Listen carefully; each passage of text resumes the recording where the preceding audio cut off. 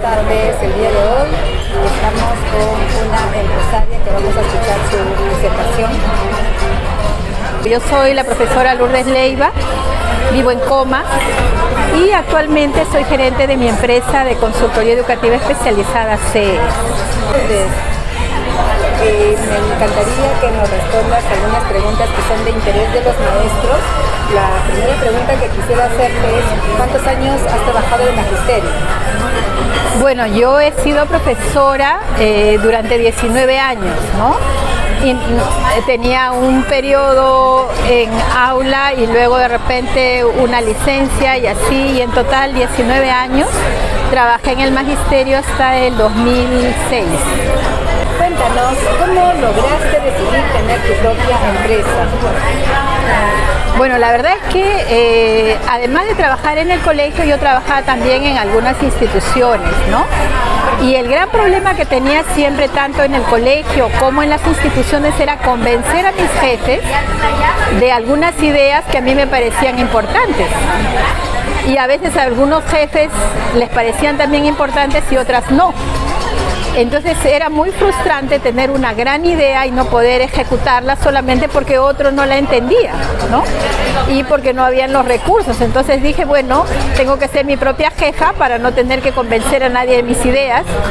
Y esa fue una de las razones por las que comencé a pensar en tener una empresa propia. Excelente. Ahora nos gustaría escucharte cómo fue ese tránsito, de repente detallar cómo fue ese tránsito de decidir tener tu propia empresa, como tú ya nos has comentado, pero de repente más al detalle. Bueno, yo en realidad soy, como todos ustedes, maestra de vocación, ¿no?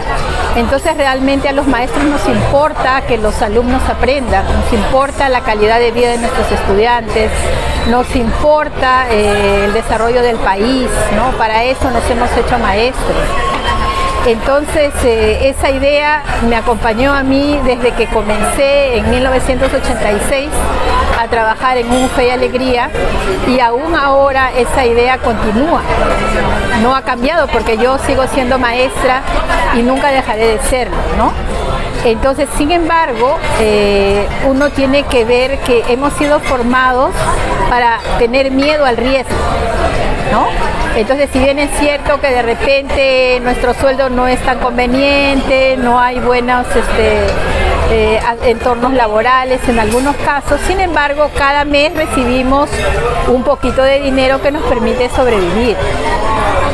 Entonces, cuando se nos mete por la cabeza la idea de hacer algo propio, lo primero que nos preguntamos es: ¿y qué pasa si va mal? ¿Y qué pasa si no, lo que yo pienso hacer no sale? ¿Y qué sucede? ¿Y qué sucede? ¿Y qué sucede? Y entonces por eso nunca nos animamos a dar el paso. Entonces a mí en realidad quien me dio el empujoncito para lograr hacer la empresa fue un joven que yo hasta ahora lo recuerdo, que es, él es un nieto de uno de los fundadores de Gamarra, ¿no? Entonces su abuelo había sido fundador, su papá y su mamá tenían negocios en Gamarra, él ha crecido ahí en Gamarra, ¿no? Y en ese momento él ya había, bueno, los medios de su familia habían cambiado y él había estudiado en la Pacífico negocios internacionales. Entonces ya tenía una formación muy diferente. Sin embargo, lo que no había perdido era esa vena emprendedora que le venía de familia. Y él mismo reconocía, me decía, si mi papá hubiera estudiado como yo en la universidad, probablemente nunca habría logrado los emprendimientos ni ser el empresario exitoso que fue. Y en realidad lo que decía era cierto. A veces la formación a nosotros nos genera muchos miedos. La educación nos forma para ser dependientes, para no correr riesgos, ¿no? Para obedecer. O sea, de alguna manera nos corta las alas y eso es muy peligroso. Entonces, si uno quiere hacer una empresa, tiene que saber que van a haber riesgos y que todo no va a funcionar bien desde el primer día. Es muy probable que te vaya bien un mes, el segundo mes no, el tercer mes sí, de repente 6 meses no, pero de repente ya llega un momento en que si haces bien las cosas y lo que ofreces es bueno, simplemente la empresa va creciendo. Pero aunque una empresa vaya bien durante 5 años, de repente viene algo como la pandemia, por ejemplo, y nuevamente bajas, y entonces hay que empezar a razonar de otra manera. No de una forma lineal, sino que hay que saber que la vida puede tener altos y bajos y tienes que prepararte para esas cosas, ¿no? Pero entonces este joven me dijo eso. Me dijo, Lourdes, si tú no quieres arriesgar, si no quieres pensar que de repente a veces te va bien, entonces no hagas nada y sigue trabajando y sigue ganando tu sueldo cada mes, ¿no? Si vas a ser emprendedora, tienes que entender que hay riesgos, pero que los riesgos se pueden minimizar, ¿no? Y me dijo algo muy importante, me dijo, pero lo que tú sabes hacer es muy interesante. Yo me especialicé en diseñar carreras, en currículum, ¿no? En diseñar carreras universitarias. Me dijo, lo haces bien. Ahí es donde yo conocí a este emprendedor, cuando estábamos diseñando la carrera de emprendimiento. Y entonces, si un joven que a los 30 años ya había exportado a 10 países, había creado 5 empresas y era el nieto del fundador de Gamarra, me decía eso, pues yo dije, vamos, Lourdes, con zapatos y todo, ¿no? Y también, claro, hay que entender que estaba en una situación vital en que ya mis hijos habían terminado la universidad. Entonces no teníamos, digamos, ya podía tener un respiro y hacer ciertas apuestas, ¿no? Y así es como comencé, me animé y empezamos la travesía de CES, que ahora ya cumple este noviembre 10 años. Qué lindo, en verdad, muy interesante. Lourdes, ¿cuáles son esos primeros pasos? Sí, yo creo que lo primero es darnos cuenta de lo que valemos y lo que somos. O sea, los maestros sistemáticamente se nos ha desprestigiado mucho. Y de alguna manera, y no es gratuito, se nos ha hecho creer que nosotros no podemos dirigir, que somos técnicos, ¿no? Que tenemos que seguir reglas, normas, que nos están siempre cuestionando, siempre supervisando, siempre diciéndonos si está bien o está mal. Entonces, eso hay que superarlo. Hay que ver realmente qué sabemos hacer. Hay que leer un poco más y leer cosas de fuera para darnos cuenta de que a veces esa metodología que a mí me parece tan básica, tan simple, de repente es algo muy importante, ¿no? Yo lo sé hacer, pero no lo he escrito, no lo he compartido en ninguna webinar, no lo he compartido en ninguna conferencia. Entonces me parece que lo que yo hago no tiene tanto valor y no es así. No es así. Yo recuerdo, por ejemplo, que hace ya en el año 2005 estaba conversando con un colega en un curso virtual, nunca lo conocí, nunca hablamos, ¿no? Pero en el chat empezamos a conversar sobre el tema que era interculturalidad, cómo trabajar con chicos diversos, y me dice, ¿y tú tienes algo escrito sobre eso? Yo le dije, no. Me dice, ¿por qué no lo escribes y me lo mandas? Miren ese comentario, ¿por qué no lo escribes y me lo mandas? Y simplemente lo hice y escribí tal como si se lo estuviera contando a algún amigo, ¿no?